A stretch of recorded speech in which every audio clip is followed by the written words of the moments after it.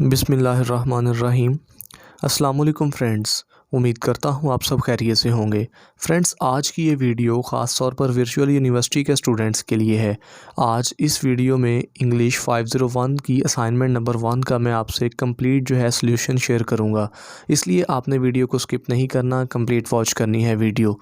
Friends, video start करने से पहले आपसे रिक्वेस्ट है कि अगर अभी तक आपने मेरा YouTube channel Malik science academy को सब्सक्राइब नहीं किया तो काइंडली मेरे YouTube channel Malik science academy को सब्सक्राइब करें और साथ लगे बेल आइकन को भी प्रेस करें ताकि जितने भी जो नोटिफिकेशंस हों वो आपको बिला तख़ीर आसानी के साथ मिलते रहें।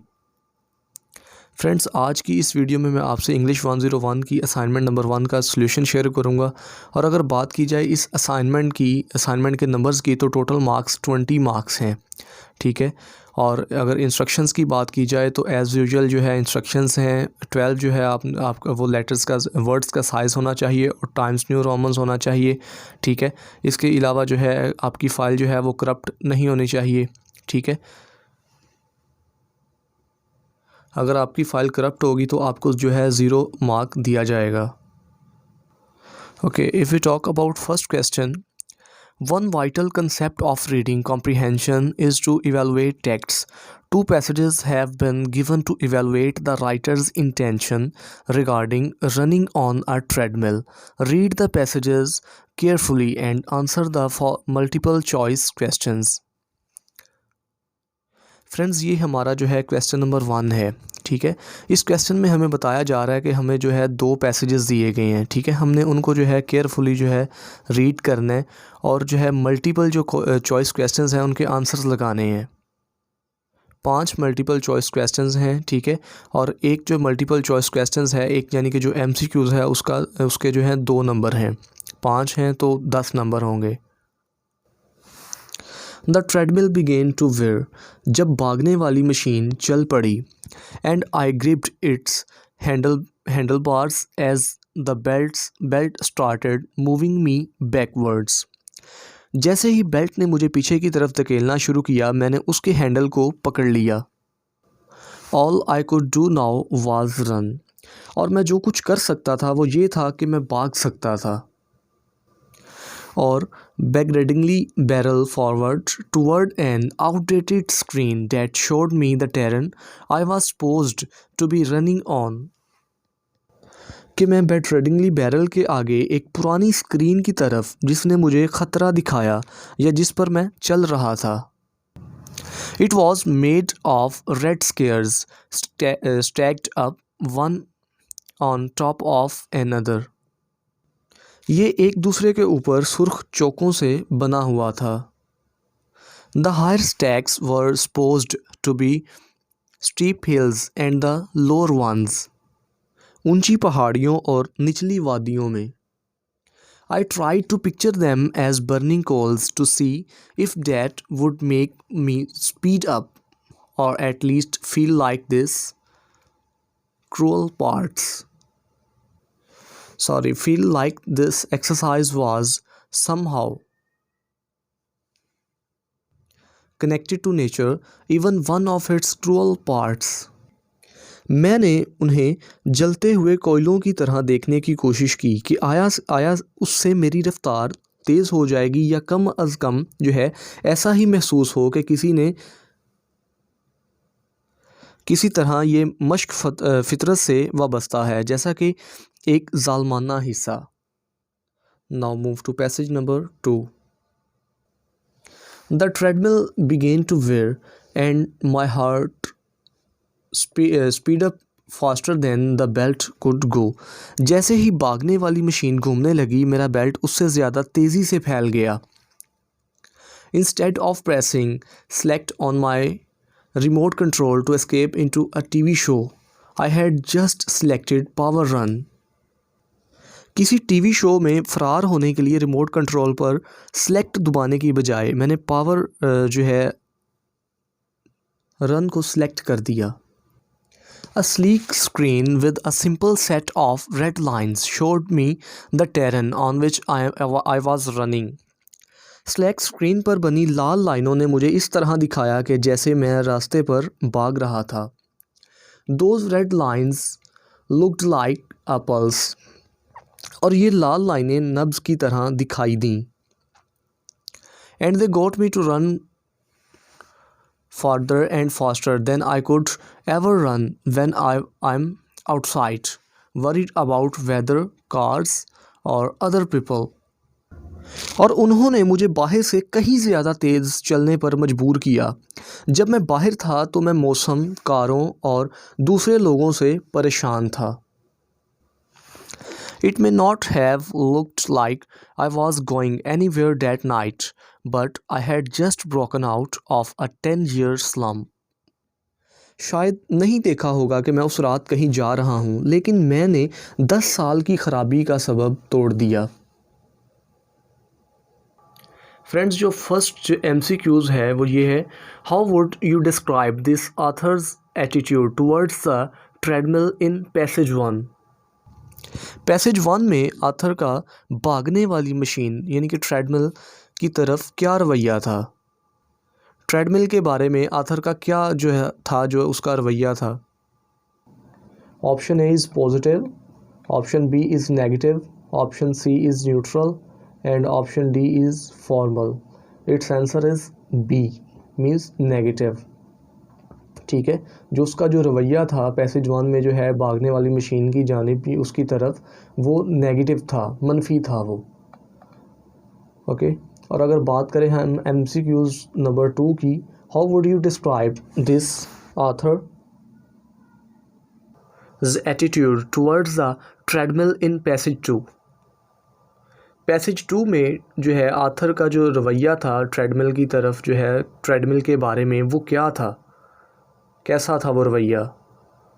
Option A is positive, option B is negative, option C is neutral and option D is formal. Its answer is option A, means positive. ठीक है, पहले जो था पैसेज में था उसका जो रवैया था वो था नेगेटिव। ठीक है, लेकिन दूसरे पैसेज में उसका जो रवैया था वो पॉजिटिव था। ठीक है, अगर बात करें हम MCQs नंबर 3 की, in passage 1 imagination of the author the red scares as burning coals show that.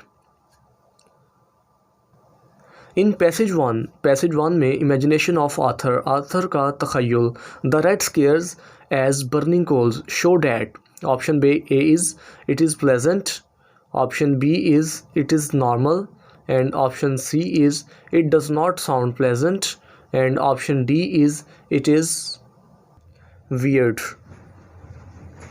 Our answer is it does not sound pleasant. Okay friends, अगर बात करें MCQs नंबर 4 की, in passage 2 hearts sped up faster than the belt could shows. First option is intensity, B is anger, C is motivation and D is confusion. Its answer is intensity.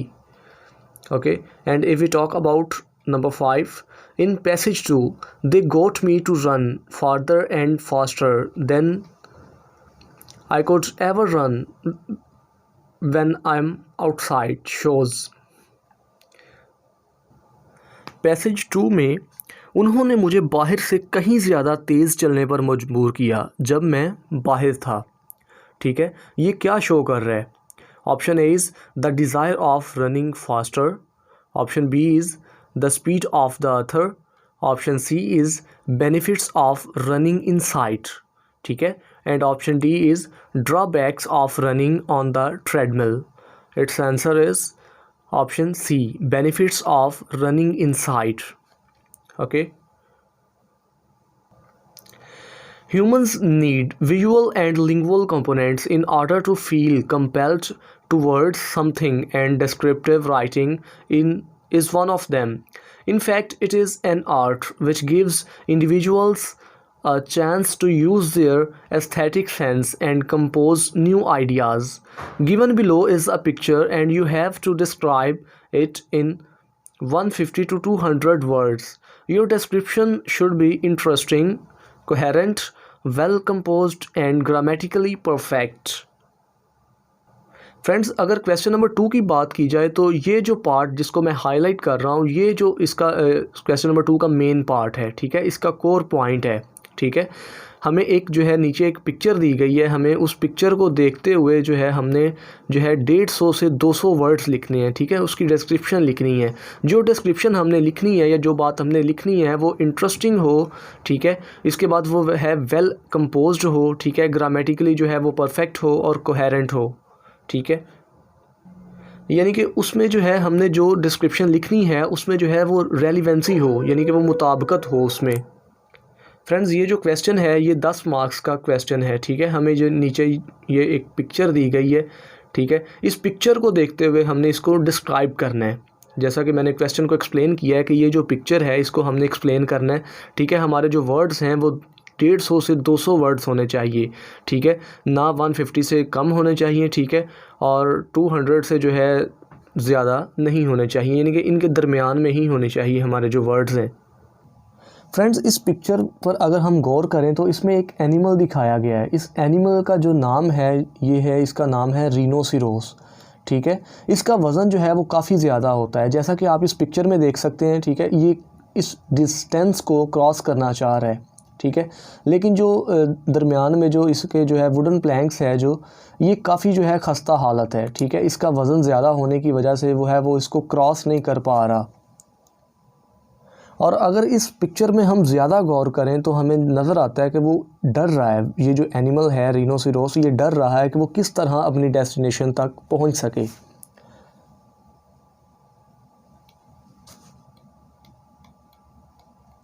इसका friends जो है solution मैं आपसे share करने लगा हूँ। There was a rhinoceros in the picture, ठीक है। इस पिक्चर में जो है रिनोसिरोस, आपको जैसा कि मैंने आपको इसके बारे में बताया है, rhinoceros is very dangerous and heavy animal. जैसा कि इसके बारे में भी आपको बता चुका हूँ कि इसका जो वज़न है वो काफ़ी ज़्यादा होता है और ये जो है डेंजरस जो है एनिमल है, ठीक है। In the picture we can see that he is standing on wooden planks. जैसा कि आप देख सकते हैं ये वुडन प्लैंक्स पे खड़ा है, ठीक है। These 2 wooden planks are tied with each other with some ropes, ठीक है। ये जो जिस जो है वुडन प्लैंक्स पे ये खड़ा है, ठीक है, उन प्लैंक्स की जो वुडन प्लैंक्स की हालत जो है वो काफ़ी खस्ता हालत है, ठीक है। उनको जो है वो रस्सी से जो है बांधा गया है। Rhinoceros wanted to cross one edge to the other edge to reach his destination. यानी कि ये जो एनिमल है, ये जो जानवर है, ये एक जो है एज से दूसरे एज की तरफ जाना चाह रहा है, अपने जो है डेस्टिनेशन की तरफ जाना चाह रहा है, लेकिन क्या बात है, क्या वजह है कि वो नहीं जा पा रहा, क्योंकि उसका वज़न ज़्यादा है, जैसा कि आपको मैंने बताया है। But his weight is much greater, उसका वज़न जो है वो ज़्यादा है। So he can not cross with the help of this bridge because the quality of the bridge is very poor according to his weight. उसके वज़न ज़्यादा होने की वजह से वो उसको क्रॉस नहीं कर पा रहा, ठीक है। उस जो ब्रिज है उसकी हालत जो है वो काफ़ी खस्ता है, लेकिन उसका वज़न ज़्यादा है। उसके वज़न ज़्यादा होने की वजह से वो उसको क्रॉस नहीं कर पा रहा। He is also very scared in this panic situation. वो इस पैनिक सिचुएशन में वो काफ़ी घबरा गया है, काफ़ी डर गया है। He looked down with his blank eyes but there was no one who could help him, ठीक है।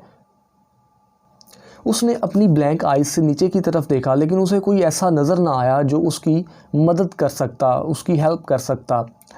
On that time he had only one option. उस वक्त उसके पास सिर्फ एक ऑप्शन था, टू टेक डीप ब्रेथ, ठीक है, कि वो लंबा सांस ले, गहरा सांस ले, and step forward to his destination by balancing his body. और जो है वो आगे की तरफ कदम जो है वो बढ़ाए, ठीक है, क्या करके, अपने आप को जो है अपनी बॉडी को बैलेंस करके। Only in this way he could save himself from the trouble। सिर्फ इसी सूरत में जो है वो अपने आप को इस मुसीबत से, इस मुश्किल से जो है निजात दिला सकता है। So after taking big decision he stepped forward on the wooden planks to his destination, ठीक है। उसने जो है ये बड़ा फ़ैसला लेने के बाद उसने जो है कदम बढ़ाया और अपनी जो है डेस्टिनेशन की तरफ बढ़ना शुरू किया।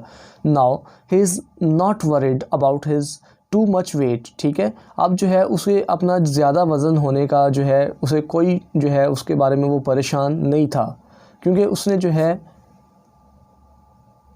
एक पुख्ता अज़म कर लिया था कि मैंने अगर एक काम करना है तो मैंने वो करना है, ठीक है। उसने अपनी बॉडी को बैलेंस किया और जो है आगे की तरफ बढ़ना शुरू कर दिया। He was only focusing on his mind and feet, ठीक है, वो जस्ट जो है वो फोकस कर रहा था अपने माइंड पे और अपने पाँव पे, ठीक है। He kept his body in proper balance and crossed the distance from one building to another building by overcoming his fear. In this way he proved himself mentally strong. यानी कि इस तरह जो है वो उसने जो है अपने आप को mentally strong प्रूव किया। ओके फ्रेंड्स, ये थी हमारी आज की वीडियो। पसंद आई हो तो लाइक करें और शेयर करें और मेरे YouTube channel Malik science academy को सब्सक्राइब करें। तो मिलते हैं नेक्स्ट वीडियो में, तब तक के लिए अल्लाह हाफ़िज़।